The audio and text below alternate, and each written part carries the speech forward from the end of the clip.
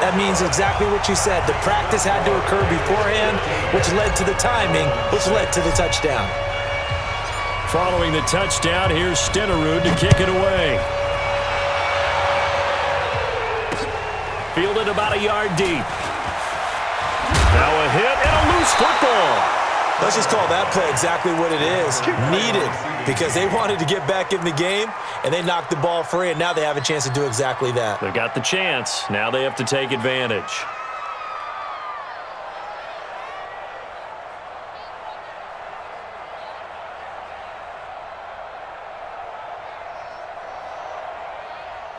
The Dolphins at the line ready for their next drive. And this offense last time turned it over, went for it on fourth, didn't get it. They're lucky, though, because no points against the team on the board, but we'll see how they respond.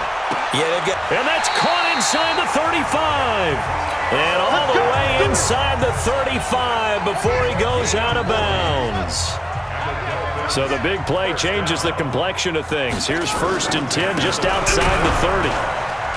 Now a first down run is going nowhere. He's going to be dropped in the backfield, a loss of 2. What a difference a play makes. A huge step forward and now a small step back as he loses a yard or 2. They're going to look to throw. Oh, a ball batted in the air and now it's intercepted. Picked off by the former USC man, Taylor Mays. 1:58 left to play till we hit halftime.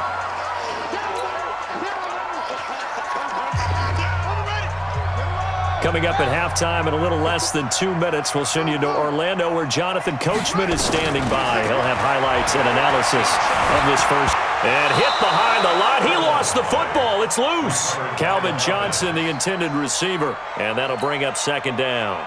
On plays like this, when the ball comes free, it's often unusual for the team that lost it to get it back. Because this is a quarterback. The ball gets away from him. Everyone else is trying to execute what they're supposed to do on offense. They're usually looking in the other direction, downfield, or have moved away from him. In this case, though, a teammate is able to come up with the ball.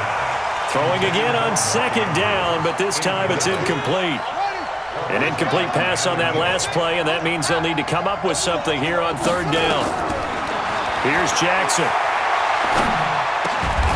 And he comes back with one complete. And a pretty nice tackle there, ranging up from his free safety spot as he'll stop him about a yard short. On is the Hall of Famer Ray Guy to punt this away on 4th down.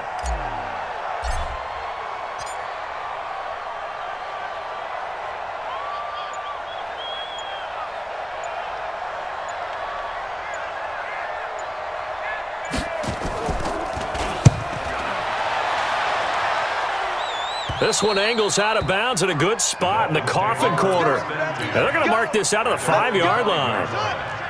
That is how you flip field position. That's an absolute bomb of a punt. Downs it inside the 5-yard line. Absolutely ideal. From that position, you're hoping to get it down inside the 15, inside the 5. Superb. And he'll just push his way forward for a few as the clock will run. They'll keep it on the ground again here. And the running lane's non-existent in this first half as they'll stop him behind the line. Now the Dolphins going to burn the first of their timeouts as they'll stop it with a little over 30 seconds to go in the first half of play. They'll set up a throw. Flushed out right. He can run for it, and he will. And he'll be out of bounds right around the 14. Pretty solid gain of 7 yards that time as he scrambled, but now they face a 4th down. And how about this one now? In their own territory, a gutsy call. They're going to go for this on 4th and a yard. Dancing to his left. Looking deep for Hooley. He's got a man. Complete. The 20. 10. And all the way in for a Miami touchdown. Julio Jones.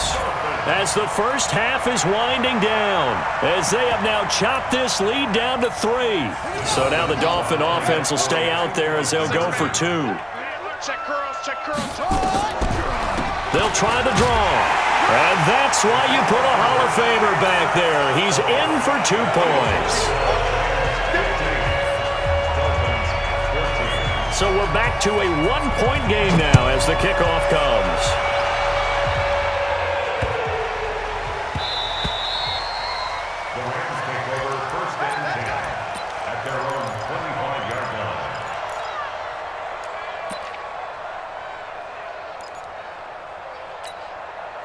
Set to begin their next drive, the Rams offense at the line. And with time quickly fading here in the second quarter, not sure how aggressively, offensively they want to play this. I think we'll find out just how much they trust their guys in this situation if they decide to take a shot. Now a timeout taken. Perhaps a chance for one more quick play and then another timeout if they hurry. We'll see. So one play, and they're already just shy of midfield. They go play action now. Jackson sliding, and he can't get rid of it. He's taken down. So 2 quarters down, 2 remain. Charles and I return after the break.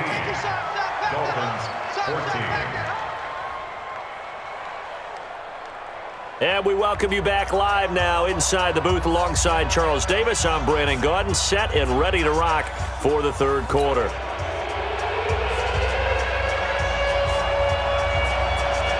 The Rams going to get the football first here, and they look to build on their lead as the second half gets started. This is fielded a couple yards deep. And he'll take it back to about the 19-yard line. Let's go. Let's go. Set to begin their next drive, the Rams offense at the line. They have the lead now. They'll be looking to extend that lead. And this is where I enjoy talking about one of my favorite subjects, tendency breakers, or counters as I also like to call them. You've done things in a certain way in the first half, and they've had the ability to see what you've done. They're going to make their adjustments. So guess what? You adjust yourself and try and stay ahead of the pace because you are looking for some separation in this ball game. The adjustment to the adjustment. Without a doubt. Show them one thing, hit them with something else. Here's Jackson to throw. They'll roll him out right. And he is out of bounds inside the 35. Big yardage there on the scramble. It gets him a first down. So the big play changes the complexion of things. Here's 1st and 10 just outside the 30. They'll run it now out of the gun. Ray Lewis up from his linebacker spot to make the play. I think when people start talking about the greatest Ravens of all time, Ray Lewis's name comes up pretty fast, doesn't it? Tackles like that, just the tip of the iceberg when you start to talk about his talents. He was their second pick after the move to Baltimore. What was that, 96? Yeah, 1996. Jonathan Ogden was the first. And Ray Lewis also 2-time Super Bowl champion and the MVP of Super Bowl 35. It'll be a first down for the Rams there on a pickup of 18.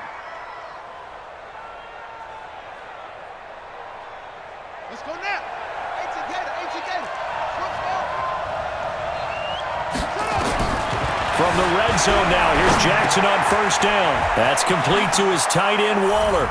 And he'll get into the end zone. Touchdown, Rams.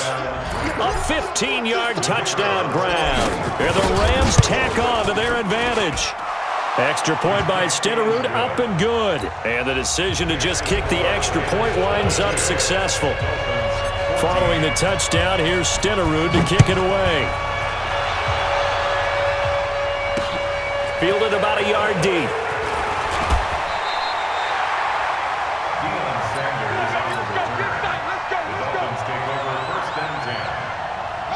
First down Miami as they get set to start the drive. They trail offense, first time to touch the ball in quarter 3, and we'll see what they can do. And I can't wait to see what they... And the Rams got him. They bring him down. Reggie White able to get in there for his second sack of the afternoon. He'll look to throw. Buying time to his left. Now he'll let it go on the run. Deep left side. And he's going to be intercepted a third time. Picked off around the 27. They were looking for Johnson that time. They set themselves behind the chains, tried to get it all back in one play, and it backfired. Didn't it feel like a pitcher working his way into a 3-0 count right here behind? What do your coaches always tell you? Get it back one pitch at a time. In this case, they tried to get it back right away, and it didn't work out. The completion good for 3, and it's second down. That first down completion only netted him 3. 2nd and 7. Throwing is Jackson. That's complete to Calvin Johnson. Fired that one in there, able to make connection on a nice in route. With those faster passes when they're going that fast, any hesitation as a quarterback that the deflection, if you miss, might be bigger and lead to an interception? Yeah, and the deflection works both ways. Maybe a defender gets a hand in the way and it pops in the air, and sometimes you throw it so. Jackson hit, and he lost the football. And this is picked up by the Dolphins. When I see a play like that, I come back to risk reward. I don't know about you, but is it worth it at that point, whatever you're going to pick up, to either take the hit, and in this case, lose the football? So should have gone down. I mean, hindsight's always 20/20, but that's the safe play. You're exactly right. Hindsight's really never wrong, is it? Because you can analyze it, but I think ultimately you got to look at it as a first option, taking care of the ball, getting what you can, and that's it. Don't worry about it anymore.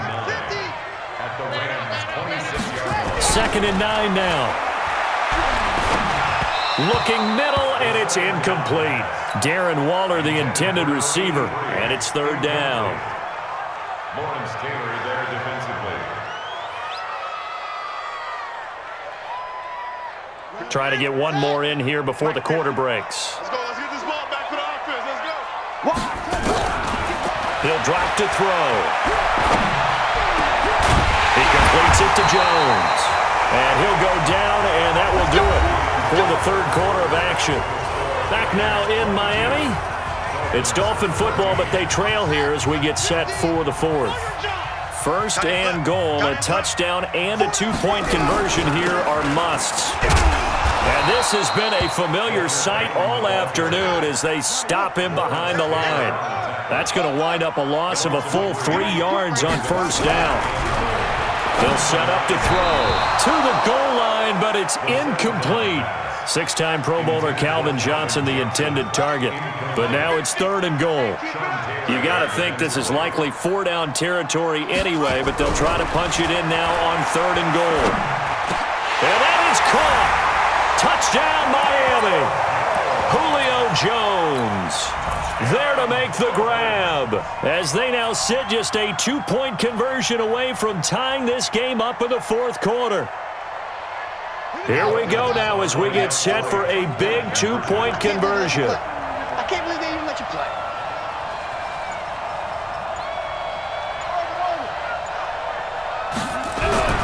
They'll look to throw. And he's got it. The conversion good, and we are tied in the 4th. Still time to work with on the clock, but they wanted the tie now, and they got it. And I love their aggressiveness. Go ahead and get it done, get the game tied. Now your team has the momentum, and you're staring across the field saying, let's see if you can match us. This will be taken short. And they will be backed up deep as they'll have to start the drive from the 6-yard line. Set to begin their next drive, the Rams offense at the line. And last time, not only the turnover, but that turned into 6 points. They got to make up for that here. We always hear about empty possessions, but some are worse than others. You can have an empty possession, pump the ball away, get yourself set to play defense, but when you turn it over, it changes momentum, and when they take it downfield and punt, pressure gets to him, and down he goes. Back at the 4-yard line. It was Dion sprinting in on the corner blitz for the sack. On 3rd down, Jackson. This is Johnson. He's got it. A good pickup there of 20 yards. Well, we always hear about the connections some quarterbacks have with certain receivers. I think this guy has a connection with just about everyone. Didn't mind throwing it in there against double coverage to him. Shows some confidence, supreme confidence. Big-time confidence that he would make the play for him, and he did. He's got the lane, and there he goes. Past the 20. Touchdown, L.A. Walter Payton, 76 yards. And the Rams have taken the lead. And that run massively increased his production in this game, and now he's over 100 yards. And break out your calculator, partner, because his yards per carry went up significantly, right? Big-time jaunt all the way to the end zone. Extra point by Stenerud, up and good. And the decision to just kick the extra point winds up successful. Fielded about a yard deep. And the decision to bring it out is going to cost him about 7 yards all.